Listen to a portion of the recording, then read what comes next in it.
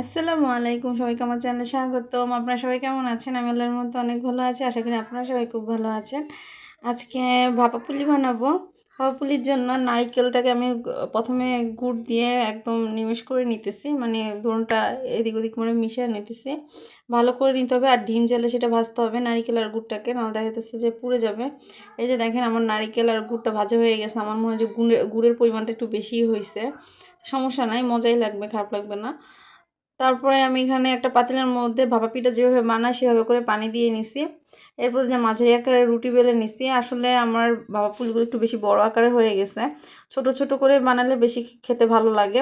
আসলে ছোট করে বানাইতে হইলে দেখা যাচ্ছে যে অনেক সময়ের সাপেক্ষ, অনেক সময় বেশি লাগে। এখন তো কিছু করার নেই, কিন্তু ছোট ভাপা পুলিগুলো বেশি খেতে মজা আসে। কিন্তু আমি বড় বড় করে করছি, যে জায়গায় আমার 4টা খাবে তখন 2টা খেলেই হবে, সেই হিসাবে করছি। এই যে দেখেন ভাপে দিয়ে নিছি, প্রায় হয়ে আসছে, এখন আমি নামিয়ে ফেলবো।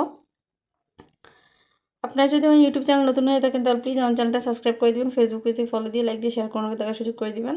এই যে ভাপা পুলিগুলোকে পানির মধ্যে উতরাইতেছে একটু একটু। এই দেখেন পিঠাগুলো আমি উঠে ফেলছি। দেখতে অতটা ভালো না লাগলে খেতে খুবই মজা হয়েছে। আসলে ভাপের পিঠাগুলো এরকমই দেখতে, একটু জানি কীরকম লাগে। খেতে খুব ভালো লাগছে। ভিডিওটা ভালো লাগলে কমেন্টে জানাবেন। আল্লাহ হাফেজ।